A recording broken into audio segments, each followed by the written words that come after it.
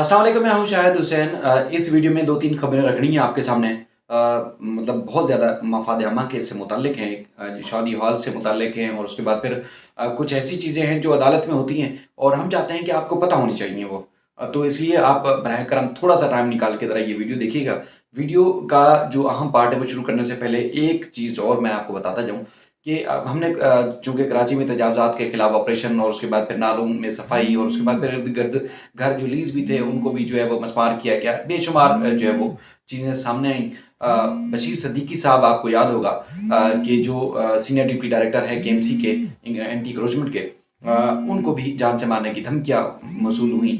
उन्होंने भी तहफ़्फ़ुज़ के लिए या उनकी जानिब से भी तहफ़्फ़ुज़ के लिए जो है कहा गया है। लेकिन एक और बंदा जो एक और शख्सियत जिनका नाम यार मोहम्मद या यारो खान है, जो कि क्रेन ऑपरेटर हैं और उन्होंने महमूदाबाद, गुज्जर नाला, उरंगी नाला और बेशुमार घर मस्मार करने या इस दौरान जब ऑपरेशन हुआ नाले साफ़ करने से मुतालिक, तो वो हिस्सा रहे। अब भी उरंगी टाउन नाले के ऊपर काम कर रहे हैं। लेकिन कुछ दिन पहले उनको एक अननोन नंबर से कॉल आई और जान से मारने की धमकियाँ दी और काम पे आने से रोका।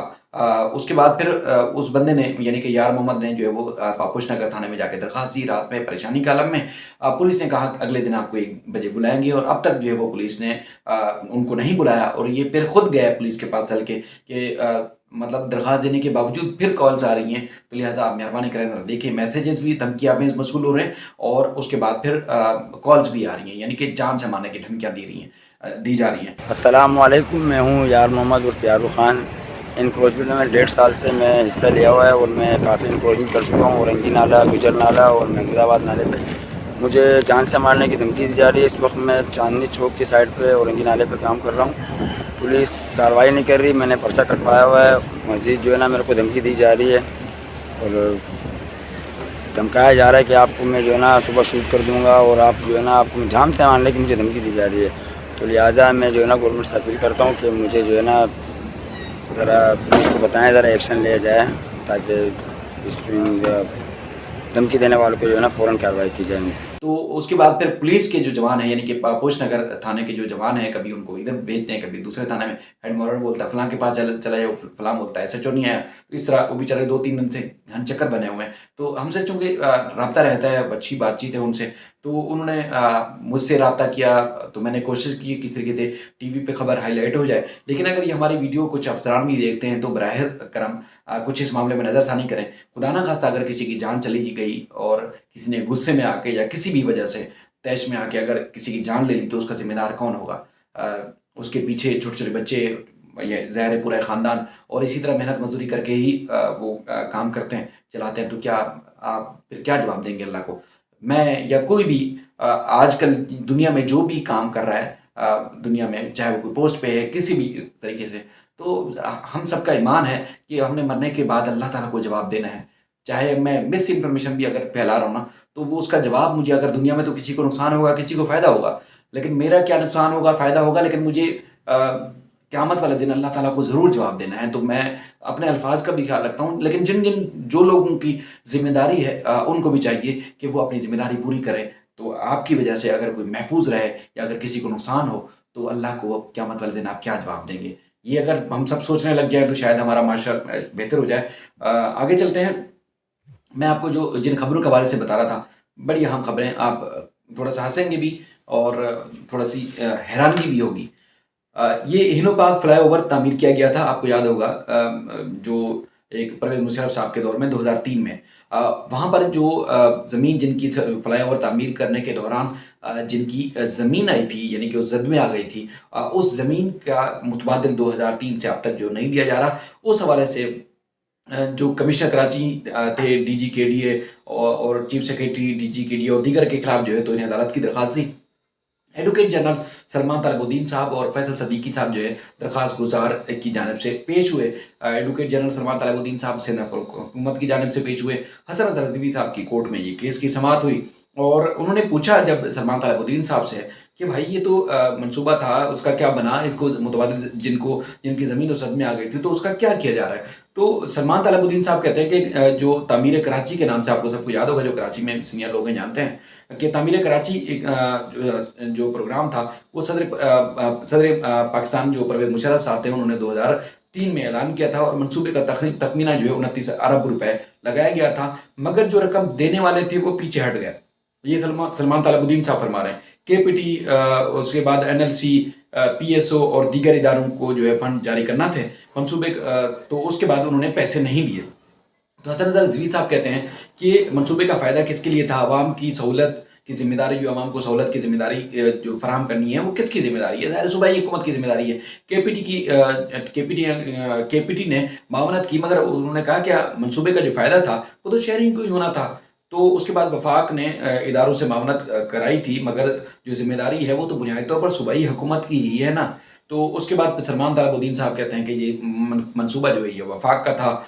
तो उस पर फिर जस्टिस हसन नज़र रिजवी साहब हैरान भी हुए, काफ़ी उन्होंने गुस्से का भी इज़हार किया कि इसका वफाक को क्या होगा, इसका तो मंसूबे का फ़ायदा तो यहाँ आवाम को होना है, और उसके बाद फिर ये ऐसे मंसूबे जो शुरू करने हैं वो तो सूबे की जिम्मेदारी है। तो उसके बाद सलमान तालिबुद्दीन साहब ने कहा कि हिनो पार्क फ्लाईओवर की जो फंडिंग थी स्टेट बैंक, केपीटी और पीएसओ की जिम्मेदारी थी, और उसके बाद परवेज़ मुशर्रफ साहब के दौर का ये मंसूबा था।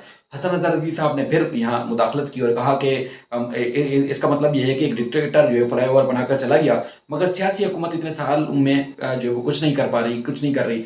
और उन्होंने कहा कि रिमार्क्स में कहा कि उसने इदारों पर दबाव डालकर फंड भी निकलवाए, मगर आप शहरियों के लिए कुछ नहीं कर रहे। और उन्होंने कहा कि केएमसी के पास अब तो तनख्वाह देने के पैसे भी नहीं होते। तो ये सारी सूरत हाल है, बल्दियाती इदारे जो नाकारा हो चुके हैं, कोई काम करने वाला नहीं है। इसलिए इस वक्त के डिक्टेटर ने डंडे के जोर पर जो है उन्होंने कहा इदारों से रकम निकलवाई और उन्होंने काम भी करवाया, तरक्याती काम भी हुए, नज़र भी आए शहर में। उस पर सलमान तालिबुद्दीन साहब ने कहा कि मतलब अब उन्होंने तो जिसको डंडा था देना था दे दिया, लेकिन आप तो सूबाई हुकूमत को डंडा ना दे।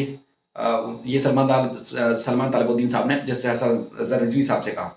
तो जस्टिस साहब ने फिर कहा कि आप तो मकामी हुकूमत को बाख्तियार बनाने की दावा करते हैं और काम भी कराएं तो शहरियों के लिए बेहतरी होगी। उसके बाद फिर सलमान तालिबुद्दीन साहब ने फिर कहा कि ये मनसूबा जो फाका था सूबे का उससे कोई ताल्लुक नहीं। तो उसके बाद फिर हसन नज़र रिजवी साहब ने कहा कि अगर सैलानी वाले किसी को खाना खिला दें तो ज़िंदगी भर क्या उनकी ज़िम्मेदारी नहीं बन जाती कि वही उनको खाना खिलाते रहेंगे। तो ये फ्लाईओवर जो है बनने से साइट एरिया में जो ट्रैफिक जाम का मसला था वो हल हुआ, और एक डिक्टेटर जो है काम करवा रहा था और आप लोग जो है मुँह दूसरी तरफ करके खड़े थे। तो उस पर जो फैज़ल सदीकी साहब हैं उन्होंने कहा कि सरकारी अफसरान ने जो मुआवजे की अदायगी के लिए, यानी कि जिनकी ज़मीन जद में आई थी उसकी रकम वापस करने के लिए उन्होंने जो है वो रिश्वत मांगी है, और अफसरान ने कहा कि 40% जो रकम है वो हमें दे दी जाए तो हम आपको जो मुआवजे की रकम है वो दे देते हैं। तो उस पर सलमान तालिबुद्दीन साहब ने कहा कि तामीर कराची प्रोग्राम शहरी हुकूमत को दिया गया था, और जिस पर अदालत ने कहा कि जब अमल दरामद कराना ही था तो आपके अफसरान को अवार्ड जो है वो क्यों पास किया, आपके अफसरान ने अवार्ड जो है क्यों पास किया।